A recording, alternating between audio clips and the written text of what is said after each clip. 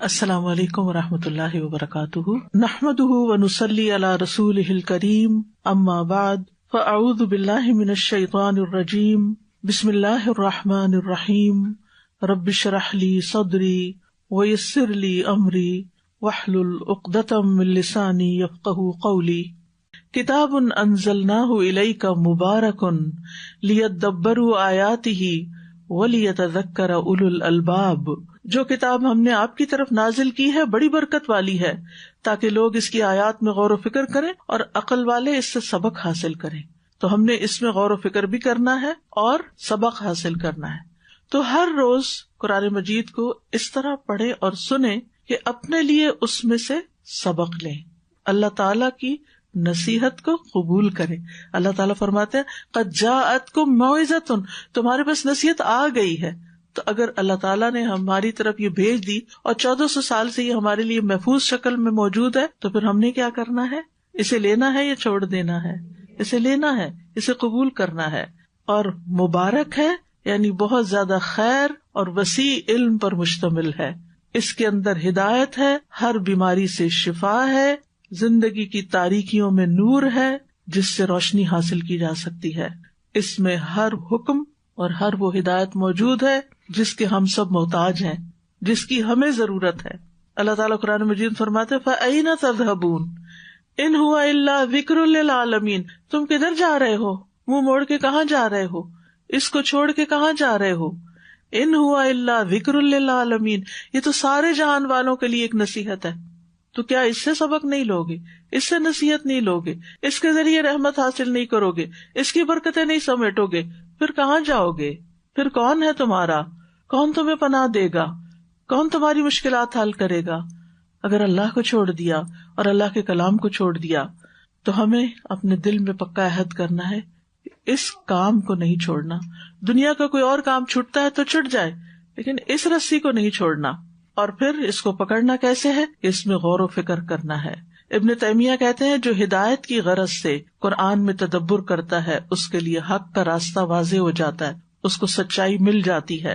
ابن قیم کہتے ہیں کسی بھی بندے کے لیے قرآن میں تدبر کرنے اور اس میں بہت زیادہ غور و فکر کرنے، اس کی آیات کے معنی پر اپنی فکر کو مجتمع کرنے سے بڑھ کر کوئی چیز اس کی دنیا اور آخرت کی زندگی کے لیے اس سے زیادہ مفید نہیں ہو سکتی، اور اس کی نجات کے لیے اس سے زیادہ قریب نہیں ہو سکتی۔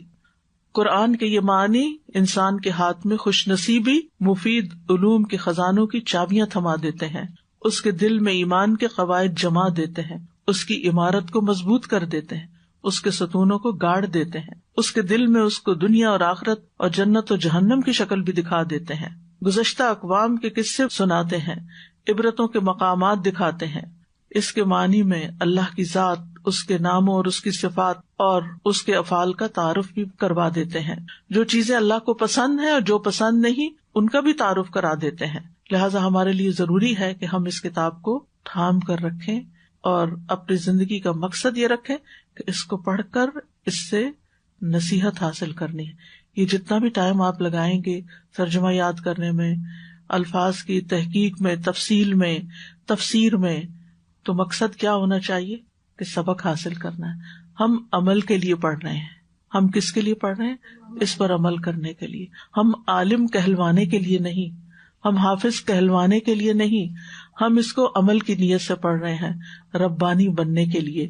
اسی لیے ہم دیکھتے ہیں ابن مسعود کہتے ہیں کہ ہم میں سے کوئی آدمی، صحابی ہے یہ، جب 10 آیات سیکھ لیتا تو اس سے آگے نہ بڑھتا یہاں تک کہ ان کے معنی کو معلوم کر لیتا اور اس پر عمل کرنا بھی سیکھ لیتا کہ اس پر عمل کیسے کرنا ہے، اس کا تقاضا کیا ہے، ہمیں کرنا کیا ہے۔ تو ہمیں اس کو دل پر اتارنا ہے۔ تو آئیے اللہ سبحانہ تعالیٰ کے فضل و کرم سے ہم آغاز کرتے ہیں سورۃ الفاتحہ سے۔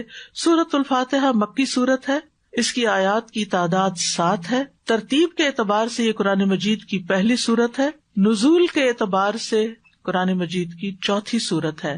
پہلی اقرأ بسم ربک الذی خلق، دوسری المزمل، تیسری المدثر اور چوتھی الفاتحہ۔ یہ سورت اللہ تعالیٰ کی حمد سے شروع ہوتی ہے، الحمدللہ سے، اور پہلی ہی آیت میں ہمیں اللہ کا لفظ جلالہ مل جاتا ہے جو اللہ تعالیٰ کا ذاتی نام ہے۔ اس سورت مبارکہ کے اور بھی کئی نام ہیں، الفاتحہ کے علاوہ اس کو فاتحۃ الکتاب بھی کہا جاتا ہے، ام القرآن، ام الکتاب، السبع المثانی، القرآن العظیم، سورۃ الحمد، الشفاء۔ اس کے علاوہ الصلاۃ بھی اس کو کہا گیا ہے۔ فاتحہ کا مطلب ہوتا ہے ابتدا کرنا، آغاز کرنا۔ اس کا نام فاتحہ اس لیے ہے کہ اس سے کتاب اللہ کا آغاز ہو رہا ہے، اور اسی طرح نماز میں بھی قرات کا آغاز، قرآن پڑھنے کا آغاز اسی سورت کے ساتھ ہوتا ہے، یعنی نماز میں بھی قرآن کا افتتاح سورۃ الفاتحہ کے ساتھ ہوتا ہے۔ پھر ام القرآن، ام الکتاب، القرآن العظیم، کیونکہ اس میں زندگی کے تمام احکامات موجود ہیں۔ ام کا مطلب ہوتا ہے اصل، یعنی بنیادی مضامین، بیسک جتنے بھی کانسیپٹس ہیں ہمارے دین کے، سب کی اصل یہاں موجود ہے۔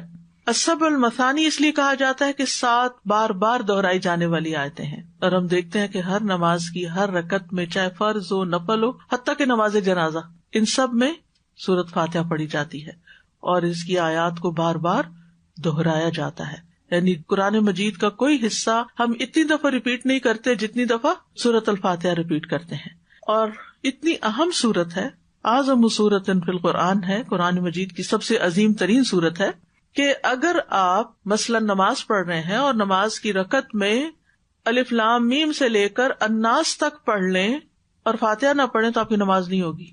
لیکن اگر آپ صرف الفاتحہ پڑھ لیتے ہیں اور باقی سورت پڑھنی یاد نہیں رہی، نماز ہو جائے گی۔ اس سے آپ اس کی اہمیت کو سمجھیں کہ یہ سورت ہماری زندگی میں کتنی زیادہ اہم ہے۔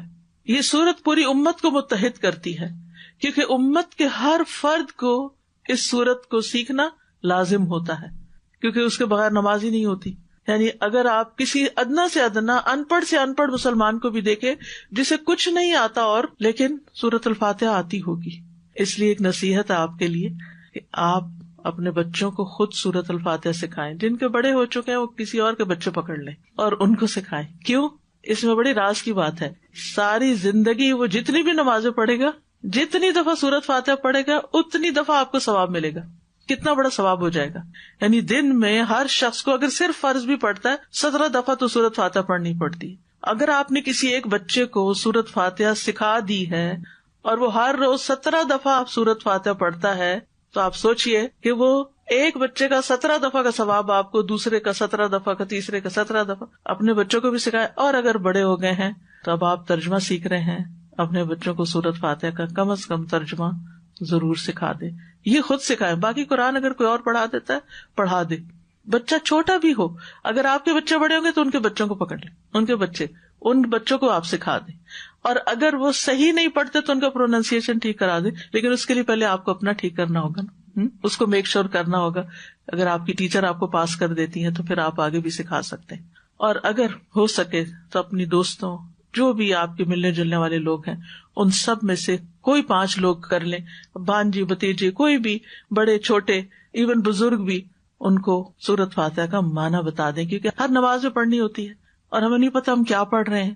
تو یہ ایک اپنے لیے ایک نیکی اور صدقہ جاریہ کمانے کا بہت بڑا ایک موقع ہے۔ بہرحال اس سورت کو سورۃ الحمد بھی کہا جاتا ہے، کیونکہ اس میں اللہ تعالیٰ کی حمد آئی ہے سب سے پہلے۔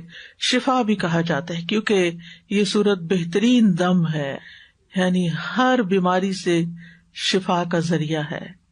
اس لیے اس کو پڑھ کر اپنے اوپر بھی دم کیا کرے۔ اگر کوئی چھوٹی سی بھی تکلیف ہو، بچوں پہ، کوئی بھی آپ کو بیمار دکھائی دے، کسی کی عادت کرنے کے لیے گئے ہیں، سورۃ فاتحہ پڑھ کر اس پہ پھونک مار کر یا اپنے ہاتھ میں مار کے اس کے جسم کے اوپر یعنی اس کو جھاڑ دیں۔ اس سورت کو قرآن مجید کی سب سے افضل سورت کہا گیا ہے۔ حضرت انس سے روایت ہے، وہ کہتے ہیں کہ نبی صلی اللہ علیہ وسلم کسی سفر میں تھے تو ایک آدمی آپ کے پاس اترا۔ اس نے بتایا کہ نبی صلی اللہ علیہ وسلم نے اس کی طرف متوجہ ہو کر فرمایا، کیا میں تمہیں قرآن کے افضل حصے کے بارے میں نہ بتاؤں؟ پھر آپ نے اس پر الحمدللہ رب العالمین کی تلاوت فرمائی۔ اس سے پتہ چلتا ہے کہ یہ سب سے افضل حصہ ہے قرآن کا۔ اس کو پڑھنے والے کی دعا قبول ہوتی ہے۔ ابن عباس کہتے ہیں کہ اس دوران کے جبریل علیہ السلام نبی صلی اللہ علیہ وسلم کے پاس بیٹھے ہوئے تھے کہ اچانک انہوں نے اوپر سے ایک آواز سنی۔ انہوں نے اپنا سر اٹھایا تو جبریل علیہ السلام نے فرمایا، یہ آسمان کا ایک دروازہ ہے جسے صرف آج کے دن کھولا گیا ہے، اس سے پہلے کبھی نہیں کھولا گیا۔ پھر اسی سے ایک فرشتہ اترا تو جبریل علیہ السلام نے فرمایا یہ فرشتہ جو زمین کی طرف اترا ہے یہ اس سے پہلے کبھی نہیں اترا، آج پہلی دفعہ اترا ہے۔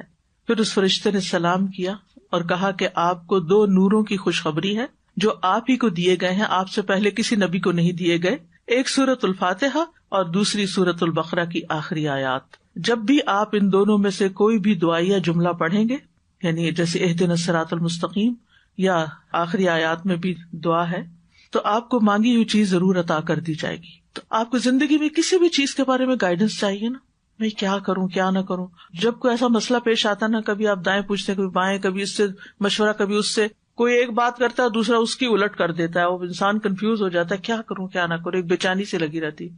آپ سورۃ الفاتحہ پڑھ کے اور تکرار کے ساتھ پڑھیں، اہدنا الصراط المستقیم اہدنا الصراط المستقیم اہدنا الصراط المستقیم، پڑھتے رہیں۔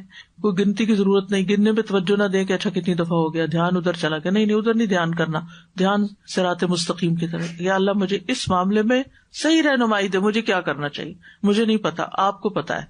کیونکہ بہت دفعہ لوگوں کے مشورے میں آ کے انسان ایسا ڈیسیژن لے لیتا ہے کہ آگے جا کے کھڈے میں اتر جاتا ہے، تو پھر پریشان ہوتا ہے۔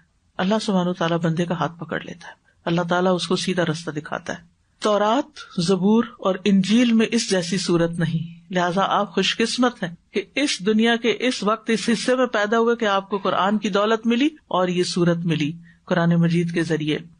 اور پھر اس کو والقرآن العظیم بھی کہا گیا، جیسے سورۃ الحجر میں آتا ہے وَلَقَدْ آتَيْنَاكَ سَبْعًا مِّنَ الْمَثَانِي وَالْقُرْآنَ الْعَظِيمِ، اور بلا شبہ یقیناً ہم نے آپ کو بار بار دہرائی جانے والی 7 آیتیں اور بہت عظمت والا قرآن عطا کیا ہے۔ ابو ہریرہ کہتے ہیں کہ رسول اللہ صلی اللہ علیہ وسلم نے فرمایا ام القرآن یعنی سورۃ الفاتحہ ہی 7 مثانی اور قرآن عظیم ہے، یعنی جو کہ یہ پورے قرآن کے ایک طرح سے خلاصہ ہے، لہٰذا قرآن عظیم بھی کہا گیا اس کا نام۔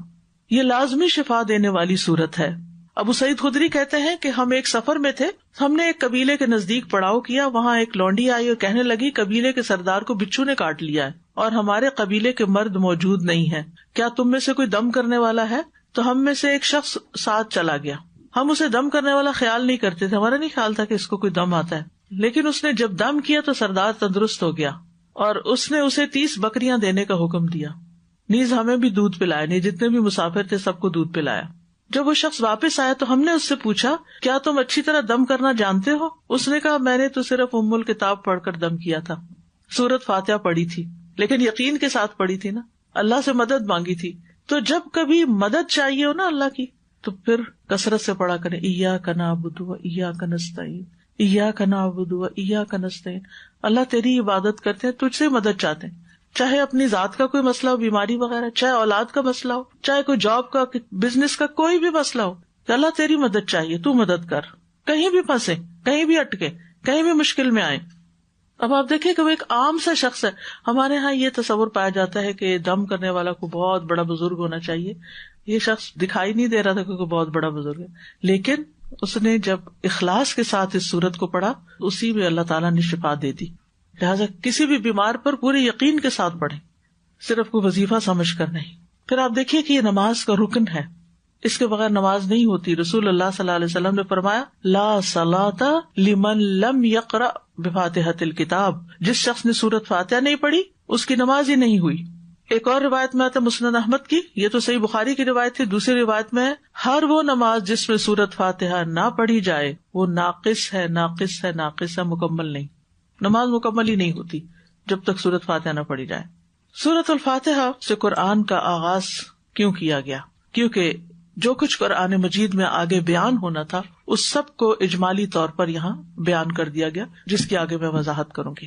ہم سب کے لیے اللہ سبحانہ وتعالیٰ کا ایک حکم ہے کہ فَإِذَا قَرَأْتَ الْقُرْآنَ فَاسْتَعِذْ بِاللَّهِ مِنَ الشَّيْطَانِ الرَّجِيمِ، کہ جب آپ قرآن پڑھنے لگے تو شیطان مردود سے اللہ کی پناہ مانگ لیا کریں۔ تو یہ ایک ادب ہے، لازمی، ضروری، اللہ کا حکم ہے کہ قرآن مجید پڑھنے سے پہلے ہمیں تعوذ پڑھنا ہے۔ تعوذ نہیں ہوتا، یہ بعض لوگ اس کو تعوذ کہتے ہیں، تعوذ ہے۔ تعوذ کا مطلب ہوتا ہے اللہ تعالیٰ کی پناہ لینا، اللہ تعالیٰ کی حفاظت طلب کرنا، اس کو استعاذہ بھی کہتے ہیں، ہر شر کو ہٹانے کے لیے اور ہر خیر کو پانے کے لیے۔ ابن قیم کہتے ہیں استعیذ باللہ کا معنی ہے میں اللہ کی ذات کے ساتھ تحفظ چاہتا ہوں اور اس کے ساتھ حفاظت چاہتا ہوں اور اس کی طرف پناہ لیتا ہوں. تو آغاز کرتے ہیں اعوذ باللہ سے.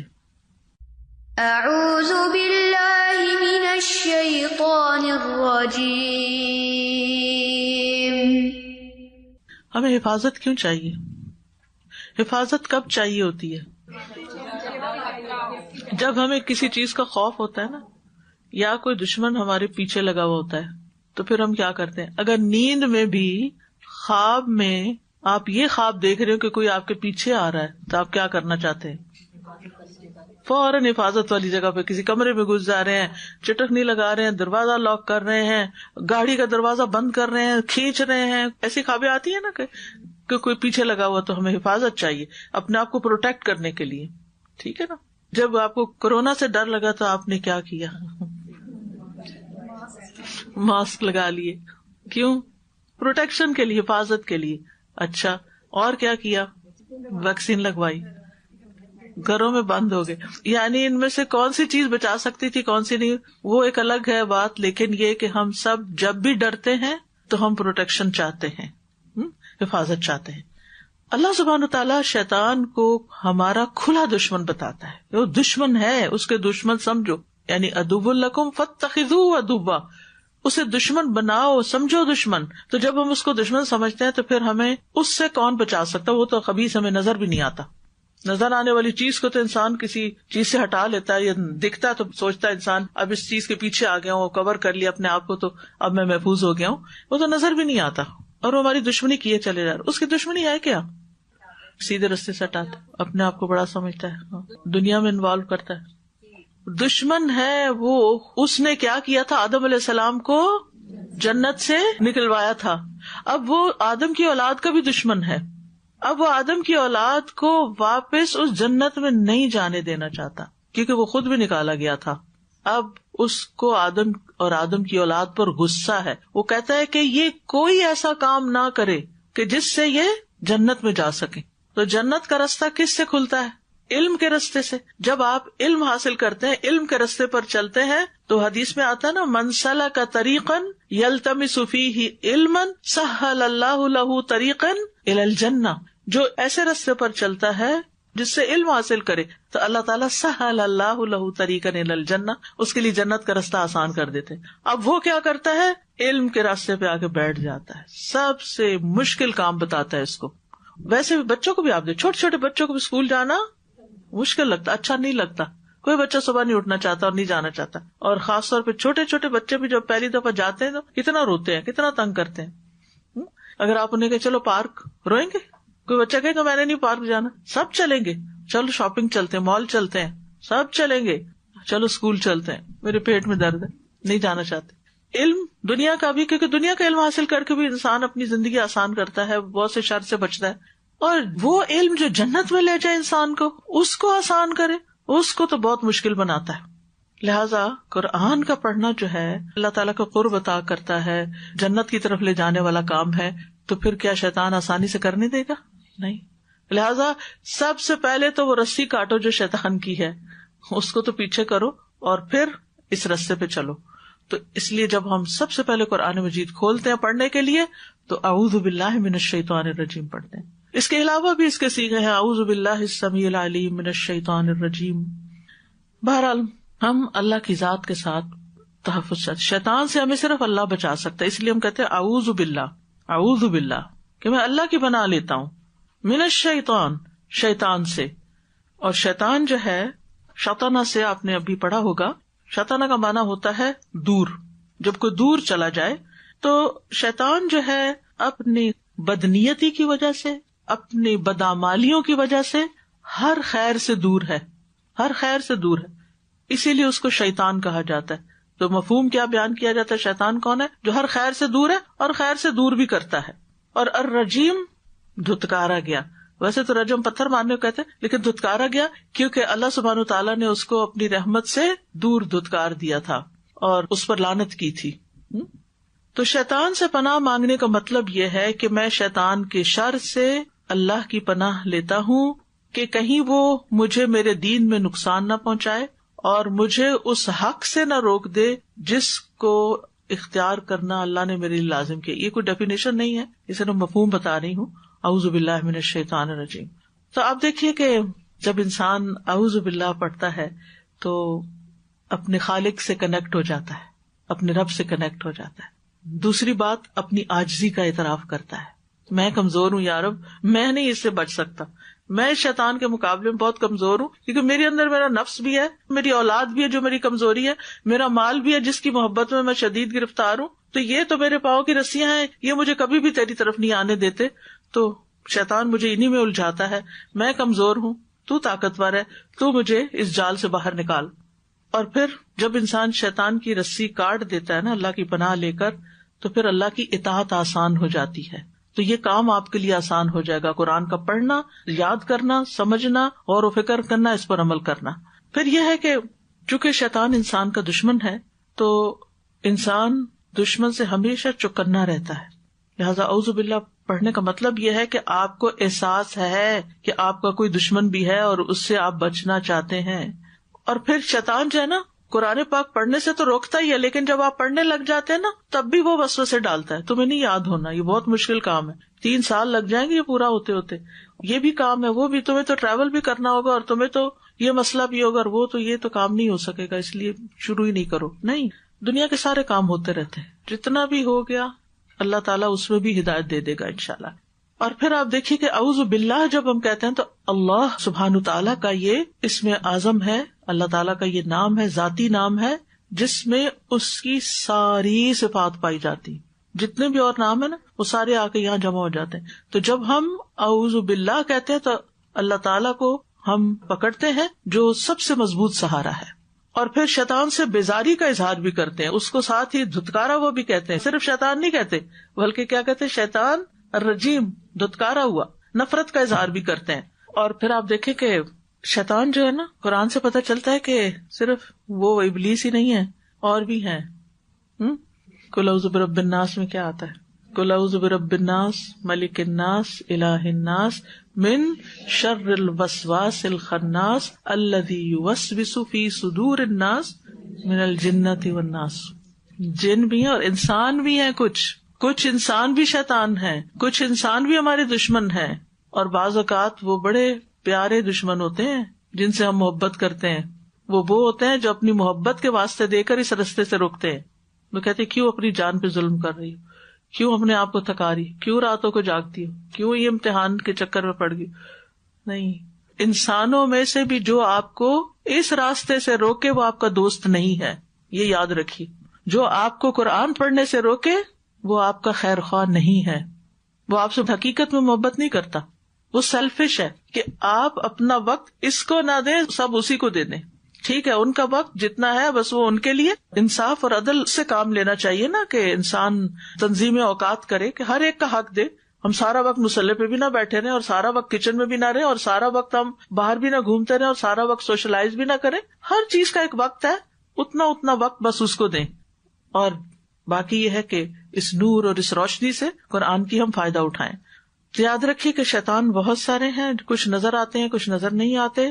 بڑے شیطان سے پناہ مانگنی اور اس کے چیلوں سے بھی جو انسانوں اور جنوں کی شکل میں ہے, اور شیطان رجیم سے دوری, رحمان رحیم کی پناہ لے کر.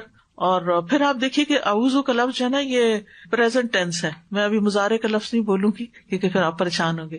یہ پریزنٹ ٹینس ہے, میں پناہ لیتا ہوں, یعنی میں ہر وقت لیتا رہتا ہوں, کنٹینیوس کام ہے میرا. ٹھیک ہے, اور خاص طور پر قرآن پڑھتے وقت, کیونکہ وہ اثر انداز ہوتا ہے, آنے نہیں دیتا اس طرف. آ جائیں تو وسوسے ڈالتا ہے, جب اس سے بچے تو بعض اوقات معنی کی اصل نہیں سمجھنے دیتا, کہیں اور دماغ لے جاتا ہے, غیر حاضر کر دیتا ہے. تو اس لیے کیونکہ آپ دیکھیے کہ قرآن مجید کا پڑھنا پڑھانا ایک فضیلت والا کام ہے, تو پھر وہ کہتا ہے کہ اچھا چلے پڑھ لے, اب یہ یہاں تک تو بات نہیں آئے, میں اب ان کو سمجھنے نہیں دوں گا, غور نہیں کرنے دوں گا. تو جب انسان اللہ تعالیٰ کی پناہ طلب کر لیتا ہے, ایک محفوظ قلعے میں چلا جاتا ہے, حفاظت مل جاتی ہے. ایک اور بات یہ ہے کہ شیطان کو بس اتنا ہی برا بھلا کہنا چاہیے جتنا یہ الرجیم کا لفظ آیا ہے, جو قرآن و سنت سے پتہ چلتا ہے. اس سے زیادہ گالی گلوچ, اور جیسے لوگ وہاں جا کے حج کے موقع پر شیطانوں کو جوتیاں مارتے ہیں اور پتہ نہیں کیا کیا پھینکتے, تھوکے پھینکتے, اور اس طرح کا کوئی کام نہیں کرنا کہ اس کی ہمیں اجازت نہیں ہے. مومن اپنے اخلاق اور اس سے نیچے نہیں اترتا. ہمارا دین بڑا خوبصورت ہے، ہمیں بہت اچھے طریقے سے وہ چیزیں سکھا دی گئی ہیں جو ہمیں کرنے کی ہیں. تو اس لیے حدیث میں بھی آتا ہے کہ شیطان کو برا بھلا مت کہو، بلکہ اللہ سے اس کے شر سے بچنے کی دعا کرو، اللہ کی پناہ طلب کرو اس کے شر سے بچنے کی. بس یہ کرنے کا ہے کام. وآخر دعوانا ان الحمد للہ رب العالمین. سبحانک اللہم وبحمدک، اشہد ان لا الہ الا انت، استغفرک واتوب الیک. السلام علیکم ورحمۃ اللہ وبرکاتہ.